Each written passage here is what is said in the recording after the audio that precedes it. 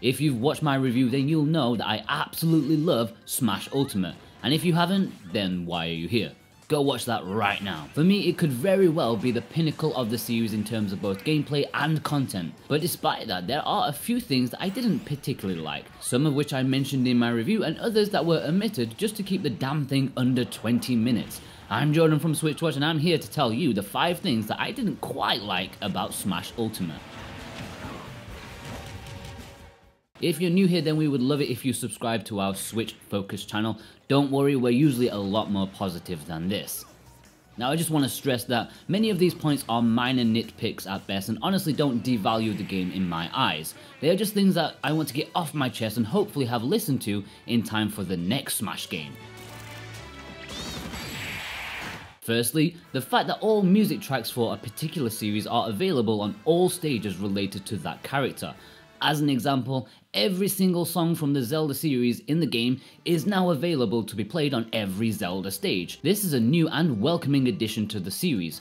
On the other hand, you have to feel sorry for all those that are grouped into the miscellaneous category and the miscellaneous series stages. They are Frankenstein together and often don't really match. Plus, some tracks like a Golden Sun one would fit perfectly nicely with a Xenoblade or Zelda stage, but instead they're stuck with Tomodachi Life and Electroplankton. I would have preferred unlimited customization for the songs. Sure, give me a bass like this, but allow me to put whatever songs I want in to whichever stage that I want. Come on. I enjoyed World of Light, Ultimate's version of an adventure mode. It packed in lots of fantastic creativity when it came to scenarios for fighting the collectible spirits. One disappointment, however, and something I talked about in my review, was that despite the epic opening to the story that laid the groundwork for the mode, the story practically disappears for the rest of the long runtime. World of Light is a long mode that is vacant of a story. I know the idea of something similar to the ambitious Subspace Emissary would have been impossible, but I would have liked at least some incentive to keep the player interested outside of the awesome gameplay. It didn't need to be over the top cutscenes, just some text dialogue between characters would have been nice.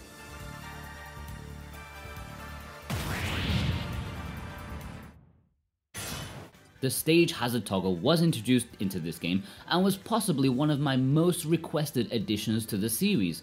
I would love to play any stage, but unfortunately I feel a lot of the larger hazards ruin the experience, namely Yellow Devil in the Mega Man stage and to a lesser extent Metal Faced in Gaur Plains, for example. It was a revelation to me when it was revealed, but there was a bit of an anxiety too. Would they take it too far? And yes, they did. I was hoping for a nuanced stage hazard toggle where you could select which hazards appear and which ones don't, mainly just to take the bosses out. But no, it's extreme to the end and it often turns the stage into just another battlefield or final destination. Ironically, Dr. Wily's stage, the one that needed it the most, is just exactly that now. Apparently moving platforms are a hazard these days. In all honesty, the stage hazard toggle sucks.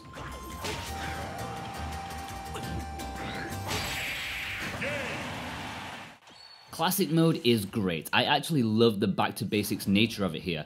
After the anxiety burning chore that Smash Wii U offered, I like that they just kept it simple and nice, with a fun theme for every character. There is a fairly unfortunate issue with it though. I mentioned in my review that the penultimate stage involves a dash to avoid an oncoming Scourge. Fine in principle, but it quickly lost any meaning after the second time because they're all the same for every character. I feel there should have been different layouts for each character, even if just slightly. Even better, they could have brought back break the targets or board the platforms for this slot in classic mode. For me, that would have been the icing on the cake for what is a return to form in the classic mode. The final thing I didn't quite love in Smash Ultimate is the biggest one of all, and one that I also mentioned in my review. And that is the lack of a museum section for all of the spirits found in this game. Even as a massive Nintendo nerd, I don't know loads of these characters due to their sheer obscurity, and I would love to know more about them within the confines of the game and some nice flavor text and list of appearances, just like they used to do with trophies in past games. I know that due to the sheer amount of spirits in this game, plus all of the languages this game has to be translated into, it would have been an almost impossible task for Nintendo's translation teams. Still, it's hard not to mourn their loss.